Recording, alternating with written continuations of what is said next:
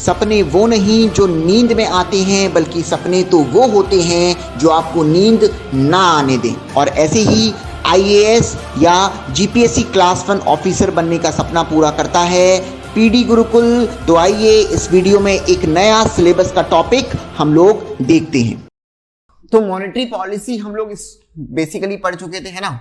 और monetary policy में अगर आपको याद होगा तो कई जगह मैंने रिजर्व बैंक ऑफ इंडिया यानी कि आरबीआई के बारे में चर्चा करी थी, है ना। कईयों जगह आरबीआई के बारे में चर्चा करी थी मॉनेटरी पॉलिसी में। आज हम लोग रिजर्व बैंक ऑफ इंडिया इस टॉपिक को कॉम्प्रिहेंसिवली पढ़ेंगे। और मैं आपको बता देता हूं कि मॉनेटरी पॉलिसी और रिजर्व बैंक ऑफ इंडिया, इन दोनों टॉपिक्स को अगर आप मिला लोगे तो मिनिमम एक सवाल आपको यूपीएससी के अंदर मिलेगा ही मिलेगा 100%। और जीपीएससी के अंदर 2 से 3 सवाल मिल सकते हैं दोनों टॉपिक मिलाकर, मॉनेटरी पॉलिसी और आरबीआई यानी कि रिजर्व बैंक ऑफ इंडिया। अब हम बात करते हैं किसकी, रिजर्व बैंक ऑफ इंडिया की हम लोग बात करते हैं। देखो, किसी भी देश के अंदर, ध्यान से समझना, मैं आपको सारे नोट्स दे दूंगा, पहले आप लोग समझते जाओ। किसी भी देश के अंदर जो मनी सप्लाई से रिलेटेड पॉलिसी होती है, क्या हम उसको मॉनेटरी पॉलिसी बोलते हैं? अपने को पता है इसके बारे में, है ना। अपन उसको क्या बोलते हैं? मॉनेटरी पॉलिसी बोलते हैं। तो किसी भी देश के अंदर मनी सप्लाई से रिलेटेड पॉलिसी यानी कि मॉनेटरी पॉलिसी, वहां का सेंट्रल बैंक रेगुलेट करता है, यानी कि सेंट्रल बैंक डिसाइड करता है कि उस देश के अंदर मनी सप्लाई कैसे होगी। सेंट्रल बैंक डिसाइड करता है कि उस देश के अंदर मनी सप्लाई कैसे होगी, है ना। तो वैसे ही हिंदुस्तान में होता है, हिंदुस्तान के अंदर मनी सप्लाई कैसे होती है, यानी कि मॉनेटरी पॉलिसी किस तरह से लागू की जाएगी, ये हिंदुस्तान का सेंट्रल बैंक डिसाइड करता है। और हिंदुस्तान के सेंट्रल बैंक का क्या नाम है? आरबीआई यानी कि reserve bank of India. Reserve bank of India की थोड़ी सी हिस्ट्री जान लेते हैं अपन। तो अंग्रेजों के टाइम पर, जब अंग्रेज हिंदुस्तान के ऊपर राज कर रहे थे, तो अंग्रेजों ने actually reserve bank of India को एस्टेब्लिश किया था। एक देश के अंदर कानून बनाया गया था 1934 में, उस कानून का नाम था RBI act 1934, reserve bank of India act 1934। और इस कानून के तहत देश के अंदर एक बैंक एस्टैब्लिश किया गया था, जिस बैंक का क्या नाम रखा गया था? Reserve bank of India. यह बैंक शुरुआत में 5 करोड़ रुपए से स्टार्ट किया गया था। जनरली एक वर्ड यूज होता है इकोनॉमी के अंदर, पेड अप कैपिटल। जनरली एक वर्ड यूज होता है इकोनॉमी के अंदर, paid up capital. Paid up capital क्या होता है? किसी भी कंपनी को स्टार्ट करने के लिए जितना पैसा लगता है वो उस कंपनी का क्या होता है? Paid up capital. किसी भी कंपनी को स्टार्ट करने के लिए जितना पैसा लगता है वो उस कंपनी का क्या होता है भाई? Paid up capital. तो 1934 में जब ये कानून बनाया गया तो उस कानून के अंदर लिखा गया था कि भाई हिंदुस्तान के अंदर एक बैंक एस्टैब्लिश किया जाएगा, उस बैंक का नाम होगा रिजर्व बैंक ऑफ इंडिया। और इसको शुरुआत में 5 करोड़ रुपए से एस्टैब्लिश किया जाएगा, यानी कि इसकी पेड अप कैपिटल कितनी होगी? 5 करोड़ रुपए होगी। इसकी पेड अप कैपिटल कितनी होगी? 5 करोड़ रुपए होगी। तो आरबीआई जो है वो एस्टैब्लिश किया गया 1935 में, यानी कि इस कानून बनने के 1 साल बाद आरबीआई को एस्टैब्लिश किया गया। अब मैं यहां पर जो इंपॉर्टेंट बात आपको बताने वाला हूं वो ये बात है कि शुरुआत में आरबीआई एक प्राइवेट बैंक था, सरकारी बैंक नहीं था। ये एक प्राइवेट बैंक था, यानी कि ब्रिटिश गवर्नमेंट ने एक प्राइवेट बैंक एस्टैब्लिश किया था।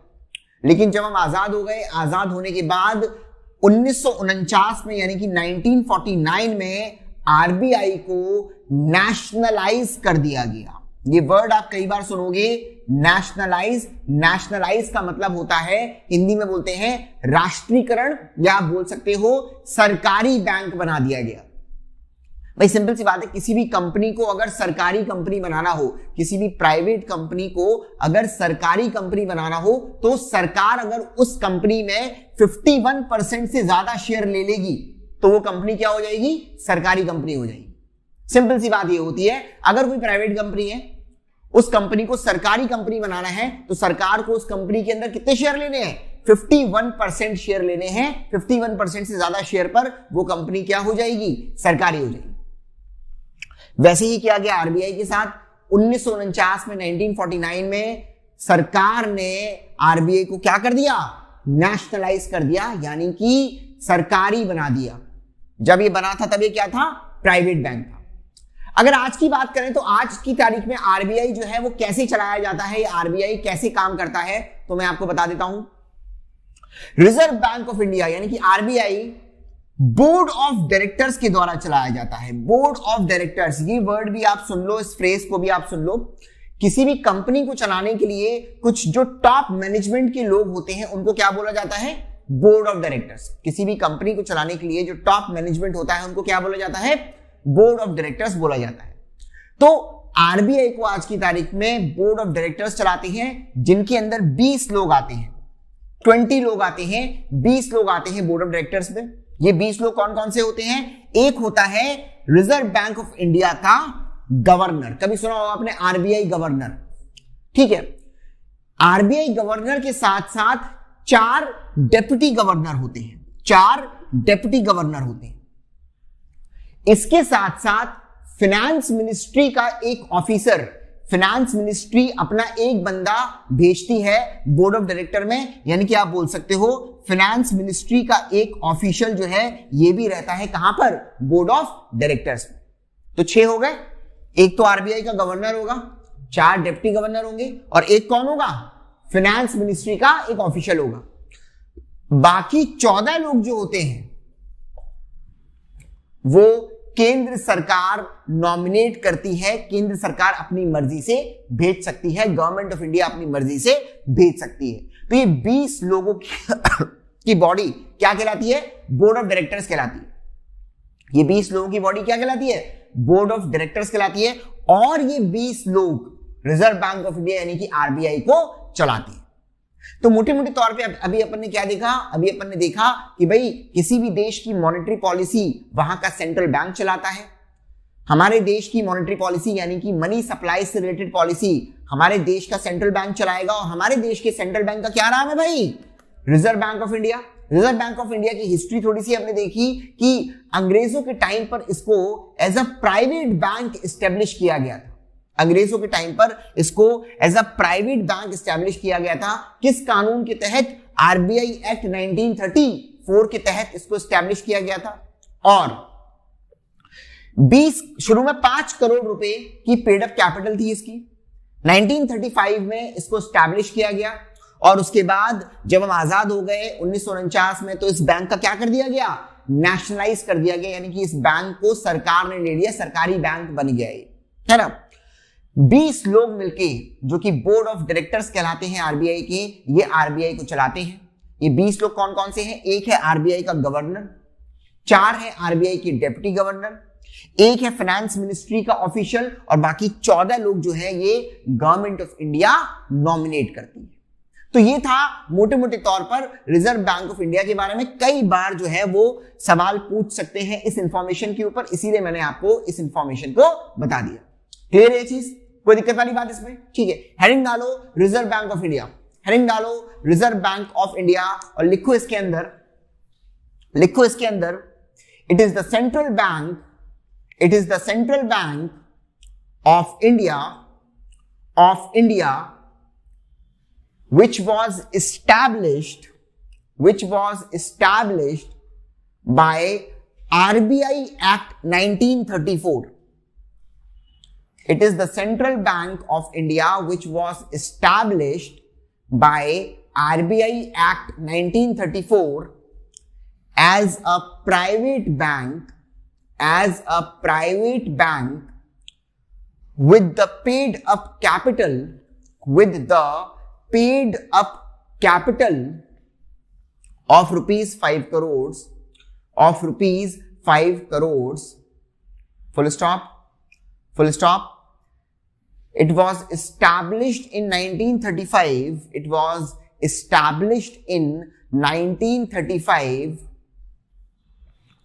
but was nationalized in 1949. Full stop. Next paragraph. The general supervision of RBI is done by 20 board of directors. is done by 20 board of directors, which includes one RBI governor, comma 4 RBI deputy governor, comma 1 finance ministry official,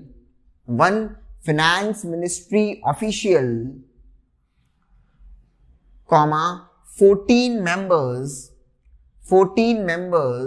nominated by government of India. 14 members nominated by government of India. Full stop.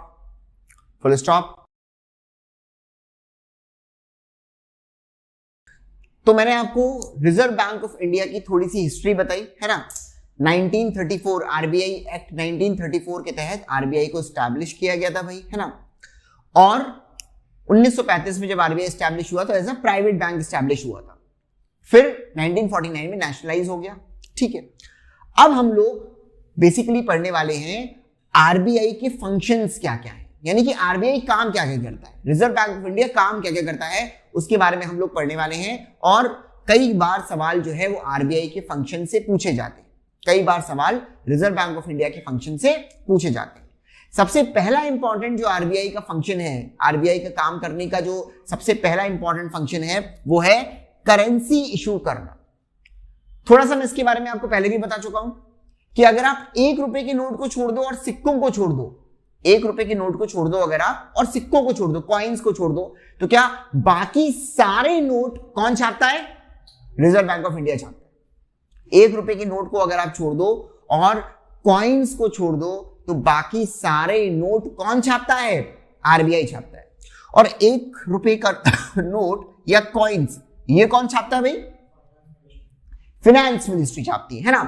Finance ministry जो है वो 1 रुपए का coin और 1 रुपए का note और coins छापती है ना। तो सबसे इंपॉर्टेंट फंक्शन होता है रिजर्व बैंक ऑफ इंडिया का कि वो नोट छापता है, करेंसी छापता है ना। यहां पर इंपॉर्टेंट बात यह है कि 1 रुपए का नोट और कॉइन कौन छापता है? फाइनेंस मिनिस्ट्री छापती है, लेकिन छापने के बाद ये आरबीआई को देती है सर्कुलेट करने के लिए। ये चीज याद रखना, सर्कुलेट करने के लिए ये आरबीआई को देती है। यानी कि फाइनेंस मिनिस्ट्री क्या करेगी? 1 रुपए के नोट को छाप देगी, कॉइन्स को छाप देगी, लेकिन उनको सर्कुलेट करने के लिए यानी कि लोगों तक पहुंचाने के लिए ये इस 1 रुपए के नोट को और कॉइन को किसको दे देगी? आरबीआई को दे देगी। यानी कि क्या मैं ऐसा बोल सकता हूं हिंदुस्तान की पूरी करेंसी जो भी आ रही है, चाहे वो 1 रुपए का नोट हो, चाहे वो कॉइन हो, चाहे वो किसी भी तरह का नोट हो, सारी करेंसीज का सर्कुलेशन कौन कर रहा है? आरबीआई कर रहा है। सारी करेंसीज का सर्कुलेशन कौन कर रहा है? आरबीआई कर रहा है। सर्कुलेशन का मतलब आपको समझ में आता होगा, मतलब बेसिकली आप तक कैसे पहुंच रहा है उसको सर्कुलेशन बोलते हैं, है ना। तो issuer of currency, issuer of currency का मतलब बेसिकली है कि 1 रुपए के नोट को छोड़कर और कॉइन्स को छोड़कर बाकी सारे नोट आरबीआई छापता है। 1 रुपए का नोट और कॉइन्स फाइनेंस मिनिस्ट्री छापता है, लेकिन फाइनेंस मिनिस्ट्री उसको सर्कुलेट करवाने के लिए किसको दे देता है? आरबीआई को दे देता है। अब एक चीज आप और जानो जो आपके लिए एग्जाम्स के पॉइंट ऑफ व्यू से इंपॉर्टेंट है। 1951 तक, 1951 तक reserve bank of India note छापने के लिए प्रोपोर्शनल सिस्टम यूज किया करता था। प्रोपोर्शनल रिजर्व सिस्टम यूज किया करता था आरबीआई नोट छापने के लिए। अब ये प्रोपोर्शनल रिजर्व सिस्टम क्या होता है? पीआरएस बोलते हैं, प्रोपोर्शनल रिजर्व सिस्टम। ये क्या होता है?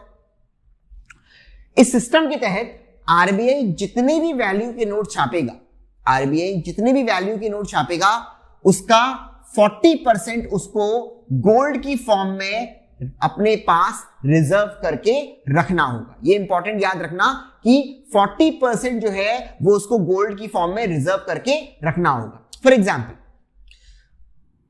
इस सिस्टम में, प्रोपोर्शनल रिजर्व सिस्टम में क्या है? फॉर एग्जाम्पल मान लो आरबीआई ने 100 रुपए के नोट छापे, आरबीआई ने 100 रुपए के नोट छापे। अब 40% ऑफ 100 कितना हो जाएगा? 40 रुपए। 40 रुपए का सोना आरबीआई को अपने पास रखना पड़ेगा। 40 रुपए का सोना आरबीआई को अपने पास रखना पड़ेगा। इस सिस्टम को क्या बोलते हैं? Proportional reserve system. यानी कि जितने भी नोट छाप रहा है आरबीआई उसका एक सर्टेन परसेंटेज आरबीआई को अपने पास रखना पड़ेगा। इस सिस्टम को बोलते हैं प्रोपोर्शनल रिजर्व सिस्टम। अब 1951 तक यह सिस्टम फॉलो होता था, लेकिन उसके बाद रिजर्व बैंक ऑफ इंडिया को लगा कि भाई देश की पॉपुलेशन बढ़ती जा रही है, लोगों के पास पैसे की डिमांड बढ़ती जा रही है, पर पैसे की डिमांड बढ़ती जा रही है, उस डिमांड को मीट करने के लिए अगर ये सिस्टम फॉलो किया जाएगा तो इस सिस्टम में तो ये होगा कि जितना ज्यादा पैसा आरबीआई छापेगा, क्या उतना ज्यादा उसको गोल्ड अपने पास स्टोर करके रखना पड़ेगा।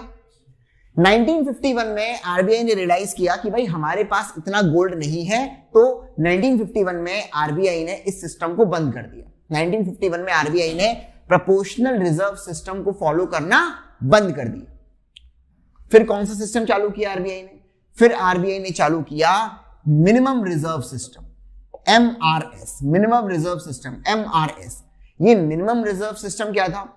ये मिनिमम रिजर्व सिस्टम जो था वो ये था कि आरबीआई ने बोला कि अब आरबीआई 200 करोड़ रुपए, 200 करोड़ रुपए जिसमें से 115 करोड़ का सोना होगा और 85 करोड़ के फॉरेन गवर्नमेंट के बॉन्ड्स होंगे। 200 करोड़ रुपए आरबीआई अपने पास स्टोरेज के तौर पे, रिजर्व के तौर पे रखेगा। और अगर आरबीआई के पास ये 200 करोड़ रुपए की ये चीजें हैं तो इसके बाद अब आरबीआई कितना भी नोट छाप सकता है, कितने भी पैसा छाप सकता है। आरबीआई ने इस सिस्टम को अडॉप्ट किया। इस सिस्टम का नाम क्या है? Minimum reserve system. फिर से सुन लो, 1951 तक कौन सा सिस्टम फॉलो होता था? Proportional reserve system. इस सिस्टम में क्या था? जितना पैसा आरबीआई छापेगा उसका 40% गोल्ड के फॉर्म में स्टोर करेगा, यानी कि 100 रुपए छाप रहा है तो 40 रुपए का सोना अपने पास उठाकर रिजर्व करेगा। पर सोना तो लिमिटेड है, गोल्ड तो लिमिटेड है, तो आरबीआई ने बोला कि इस सिस्टम को हम फॉलो नहीं कर सकते। 1951 से आरबीआई ने इस सिस्टम को फॉलो करना बंद कर दिया, प्रोपोर्शनल रिजर्व सिस्टम को फॉलो करना बंद कर दिया। कौन सा सिस्टम लागू किया आरबीआई ने? आरबीआई ने लागू किया मिनिमम रिजर्व सिस्टम। और ये मिनिमम रिजर्व सिस्टम क्या होता है? मिनिमम रिजर्व सिस्टम के तहत रिजर्व बैंक ऑफ इंडिया ने बेसिकली बोला कि वो 200 करोड़ रुपए की चीजें अपने पास रखेगा और ये 200 करोड़ रुपए की चीजें अगर उसके पास हैं, उसके बाद वो कितने भी नोट छाप सकता है। ये 200 करोड़ में 115 करोड़ का सोना था, गोल्ड था, और 85 करोड़ के फॉरेन बॉन्ड्स थे। फॉरेन बॉन्ड्स, याद करो क्या मैंने आपको गवर्नमेंट बॉन्ड्स के बारे में पढ़ाया था? गवर्नमेंट बॉन्ड्स के बारे में बताया। गवर्नमेंट बॉन्ड्स क्या होते थे भाई? गवर्नमेंट बॉन्ड्स बेसिकली सरकार को अगर पैसा चाहिए, सरकार आपको पैसा देगी, बदले में सरकार आपसे पैसा लेगी, बदले में आपको क्या देगी? गवर्नमेंट बॉन्ड्स देगी, है ना। वैसे ही फॉरेन कंट्रीज की अगर सरकारों को पैसा चाहिए तो सरकार आपसे पैसा लेगी, फॉरेन कंट्रीज की सरकार आपसे पैसा लेगी और बदले में आपको क्या देगी? फॉरेन बॉन्ड्स देगी। तो रिजर्व बैंक ऑफ इंडिया ने बोला 115 करोड़ का सोना अगर मेरे पास है और 85 करोड़ के फॉरेन बॉन्ड्स मेरे पास हैं, अगर ये रिजर्व मेरे पास है उसके बाद में कितना भी पैसा, कितने भी नोट छाप सकता हूं। इस सिस्टम को बोला गया मिनिमम रिजर्व सिस्टम। क्लियर हुआ है चीज? आज की तारीख में हिंदुस्तान के अंदर यही सिस्टम फॉलो हो रहा है, मिनिमम रिजर्व सिस्टम फॉलो हो रहा है। क्लियर हुआ है चीज? ठीक है, तो पहला फंक्शन अपने को रिजर्व बैंक ऑफ इंडिया के समझ में आया, that it is the issuer of currency. It is the issuer of currency. तो हेडिंग डालो फंक्शंस ऑफ आरबीआई, हेडिंग डालो फंक्शंस ऑफ आरबीआई और फर्स्ट पॉइंट लिखो issuer of currency. First point लिखो इशुअर ऑफ करेंसी।